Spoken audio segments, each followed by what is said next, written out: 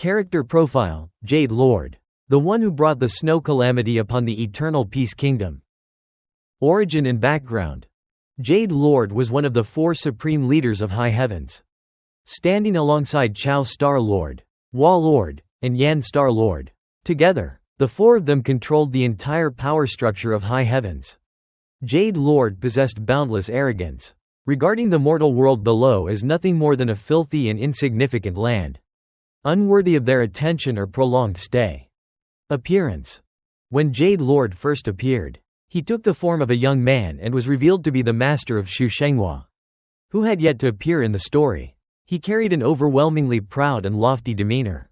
Whenever descending to the lower world was mentioned, a radiant smile would appear on his face. That smile reflected how casually he regarded the lives of all living beings, treating them as worthless grass while confidently discussing his plan to wait for Dragon Affliction Lord to inspect the main dragon vein.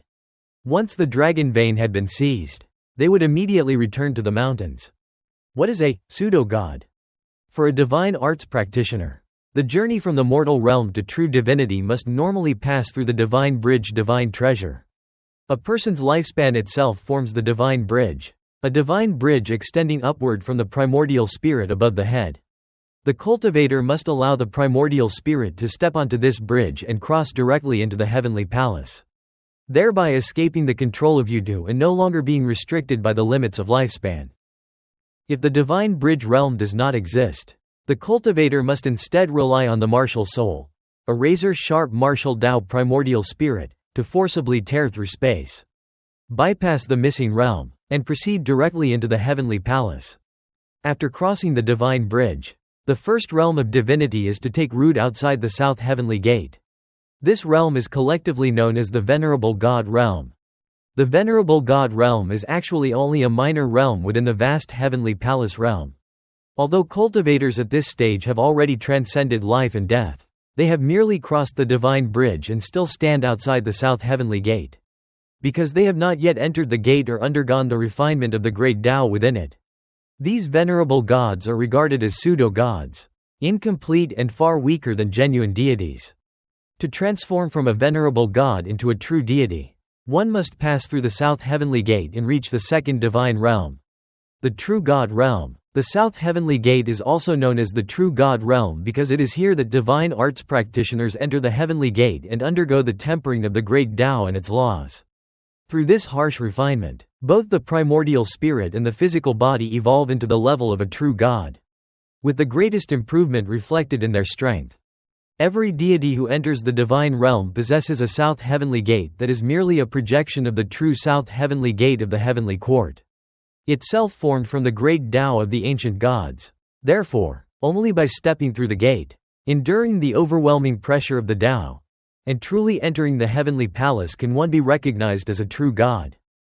The most essential requirement for surviving this breakthrough is that every aspect of the body must already have been cultivated to the divine realm, enabling it to withstand the tremendous pressure exerted by the south heavenly gate. Upon successfully reaching the true God realm, a deity's primordial spirit becomes as tangible as physical matter and attains extraordinary speed. At this stage, the primordial spirit possesses power so immense that it can even surpass divine weapons. To truly possess the qualifications of a genuine true god, a cultivator must have not only a flawless physical body but also an immensely powerful primordial spirit. This includes the spirit embryo and the soul, both of which must reach the threshold of the true God realm. Furthermore, to achieve the title of a young true god, 3 indispensable conditions must all be fulfilled: physical body, primordial spirit, Tao arts. Beyond possessing a powerful primordial spirit, one's state of mind must also reach the divine realm, while simultaneously mastering profound divine art Tao realms. Only when both body and divine arts have achieved perfect unity can a cultivator become the ultimate divine arts practitioner and reveal the unparalleled form of a genuine true god. Foundation techniques: the Snow Calamity, and the descent to the lower world. Foundation techniques. As one of the deities of high heavens, Jade Lord cultivated and mastered numerous unparalleled cultivation methods and divine arts. These supreme techniques were treasures that the insignificant lower world could never hope to obtain. Although he never personally displayed them, Jade Lord was the originator of a unique system of divine script, whose structure was completely different from the ordinary writing system of the human race. These divine scripts were naturally imbued with mysterious divine power, allowing his disciples to eventually comprehend the divine script of seal, a divine character capable of suppressing and sealing all things.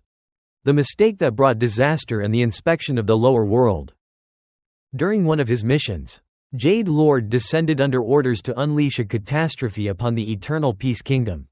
Looking down from the heavens, he carelessly observed only the 9 dragon veins beneath the capital city. Because of his negligence, he completely failed to discover the existence of the 4 enormous river dragon veins, the 2 River, Jin River, Yang River, and Li River. This oversight created a major flaw in his plan. As a result, the Eternal Peace Kingdom nearly seized this opportunity to rise to prominence and develop into a powerful nation. Later, the 4 lords of high heavens descended together with their full strength. Jade Lord personally led the expedition and brought along his beloved disciple, Shu Shenghua. Shu Shenghua quietly stood beside his master without saying a word. While observing the geography of eternal peace from the sky, Wall Lord pointed out the 4 hidden river dragon veins. Only then did Jade Lord realize the mistake he had made years earlier. He quietly admitted that his careless oversight had nearly allowed the Eternal Peace Kingdom to become a dominant power. The plot to seize the dragon veins. After confirming the existence of the 4 hidden river dragon veins, Jade Lord and the other 3 rulers of high heavens immediately altered their original plan.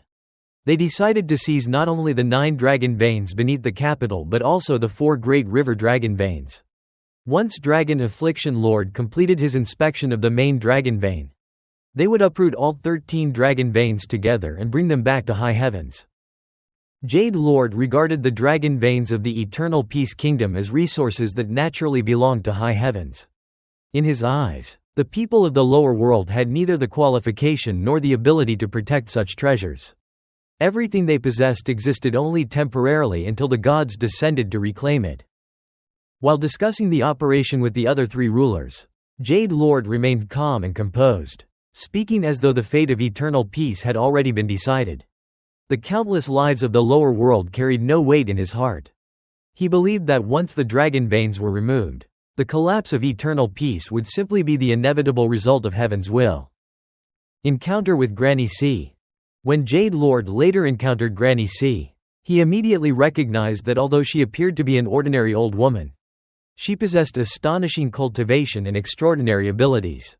During their confrontation, Granny C's mysterious techniques exceeded his expectations and forced him to abandon his previous contempt for the experts of the lower world.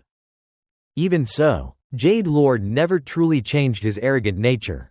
He still believed that the gods of high heaven stood above all living beings and that no mortal could ultimately oppose their authority. Fate and death. During the conflict surrounding the dragon veins and the invasion of eternal peace, Jade Lord eventually met his downfall. Despite possessing the status of one of the 4 supreme leaders of high heavens and wielding immense divine power, he was ultimately defeated and killed. His death demonstrated that the overwhelming confidence and arrogance he had maintained throughout countless years could not overcome the rise of the powerful cultivators of the lower world. The plan of high heavens to seize the dragon veins suffered a severe setback with the fall of Jade Lord, marking the end of one of the supreme rulers who had long looked down upon all mortals.